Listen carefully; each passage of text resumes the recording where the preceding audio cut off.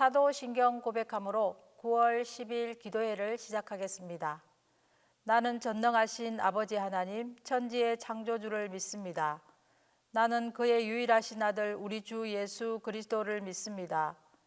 그는 성령으로 잉태되어 동정녀 마리아에게서 나시고 본디오 빌라도에게 고난을 받아 십자가에 못 박혀 죽으시고 장사된 지 사흘 만에 죽은 자 가운데서 다시 살아나셨으며 하늘에 오르시어 전능하신 아버지 하나님 우편에 앉아 계시다가 거기로부터 살아있는 자와 죽은 자를 심판하러 오십니다. 나는 성령을 믿으며 거룩한 공교회와 성도의 교제와 죄를 용서받는 것과 몸의 부활과 영생을 믿습니다.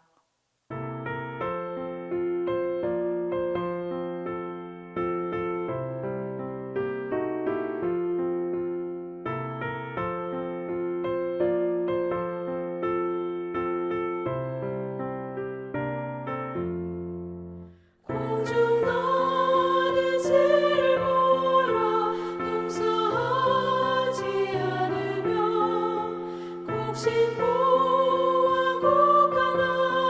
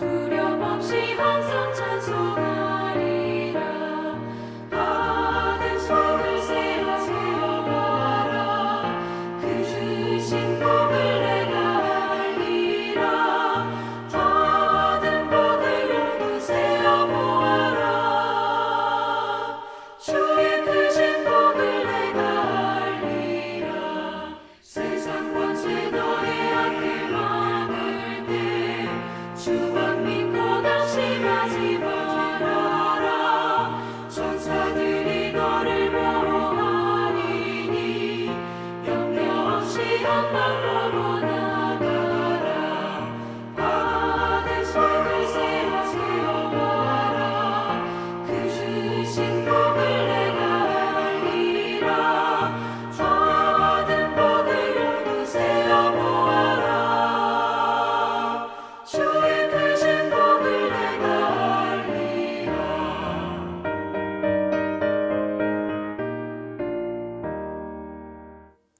9월 10일 기도해 주신 하나님의 말씀은 구약 성경 잠언 8장 30절에서 36절입니다. 잠언 8장 30절에서 36절입니다. 내가 그 곁에 있어서 창조자가 되어 날마다 그의 기뻐하신 바가 되었으며 항상 그 앞에서 즐거워하였으며 사람이 거처할 땅에서 즐거워하며 인자들을 기뻐하였느니라. 아들들아 이제 내게 들으라. 내 도를 지키는 자가 복이 있느니라. 훈계를 들어서 지혜를 얻으라. 그것을 버리지 말라. 누구든지 내게 들으며 날마다 내 문 곁에서 기다리며 문설주 옆에서 기다리는 자는 복이 있나니 대저 나를 얻는 자는 생명을 얻고 여호와께 은총을 얻을 것임이니라. 그러나 나를 잃는 자는 자기의 영혼을 해하는 자라. 나를 미워하는 자는 사망을 사랑하느니라. 오늘 본문에는 복 있는 사람이 2번 나옵니다. 어떤 사람이 복이 있는 사람이라고 말씀하고 있을까요? 시편 1편에서도 이러한 사람은 복이 있는 사람이라고 말씀합니다. 복 있는 사람은 악인들의 꾀를 따르지 아니하며 죄인들의 길에 서지 아니하며 오만한 자들의 자리에 앉지 아니하고 오직 여호와의 율법을 즐거워하여 그의 율법을 주야로 묵상하는 자라고 말씀하고 있습니다. 이런 사람은 시냇가에 심은 나무가 철을 따라 열매를 맺으며 그 잎사귀가 마르지 아니함 같이 그가 하는 모든 일이 형통할 것이라 말씀하셨습니다.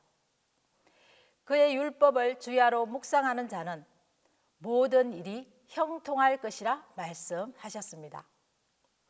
우리 교회도 전 교인 성경 700독 완독을 하고 있습니다.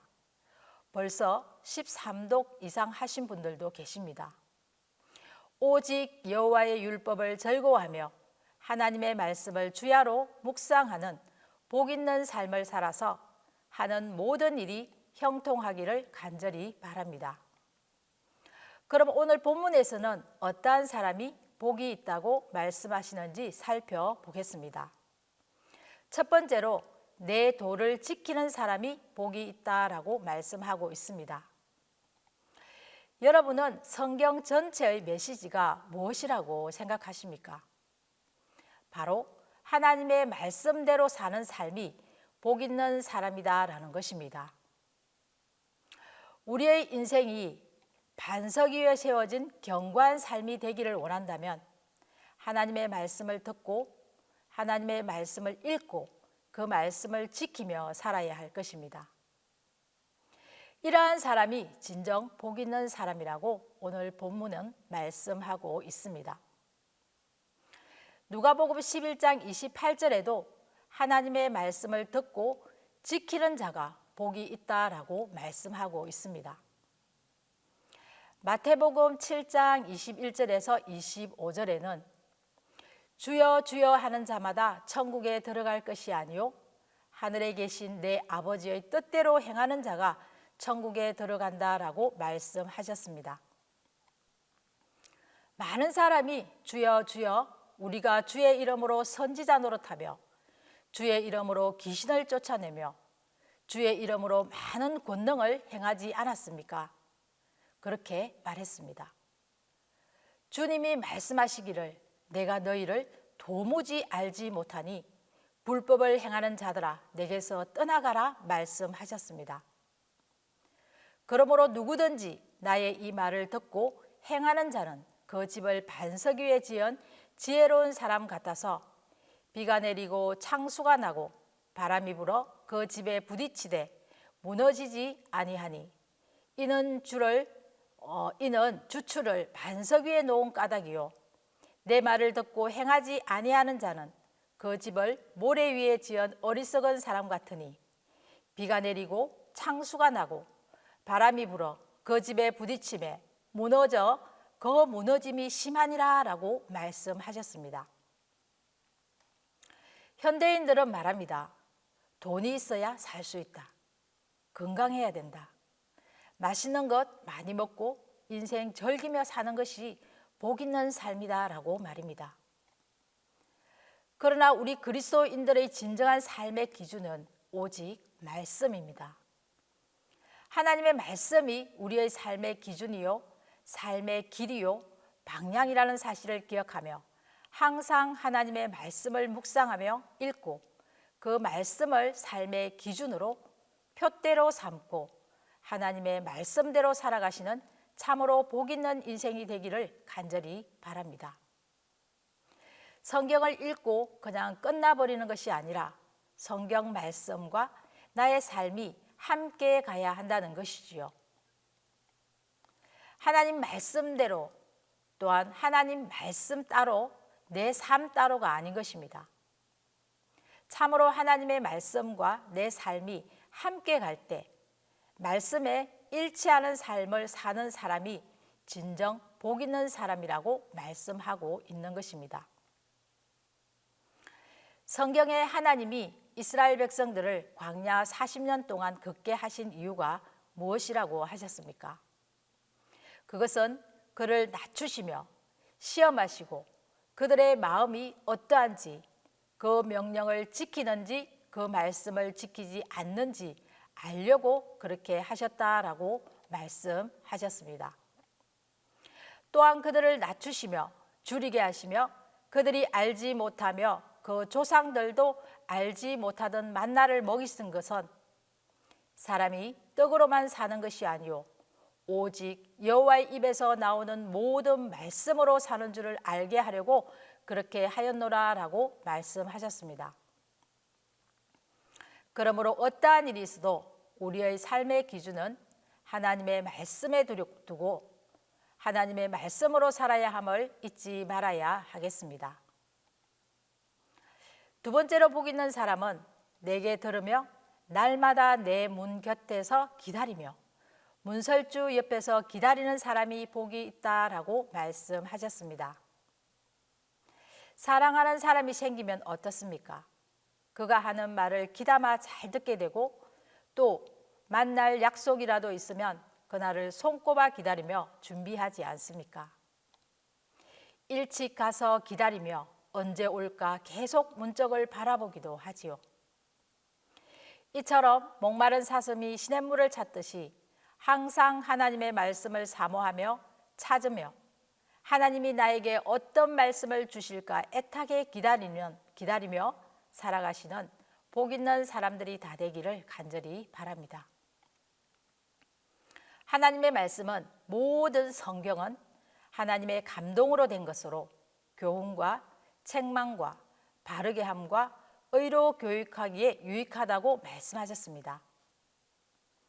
하나님의 말씀은 하나님의 사람으로 온전하게 하며 모든 선한 일을 행할 능력을 갖추게 한다라고 말씀하셨습니다. 또한 하나님의 말씀은 능히 우리로 하여금 그리스도 예수 안에 있는 믿음으로 말미암아 구원에 이르는 지혜가 있다라고 말씀하셨습니다. 요한복음 1장 1절에는 태초에 말씀이 계시니라. 이 말씀은 곧 하나님이시니라 라고 말씀하셨습니다. 말씀이 곧 하나님이시다는 것입니다. 그러므로 우리는 날마다 하나님의 말씀을 듣고 또한 하나님의 말씀을 읽고 그 말씀을 사모하며 기다리는, 나아가 그 말씀을 지키는, 그 말씀대로 살아가는 복 있는 거룩한 성도들이 다 되기를 간절히 바랍니다.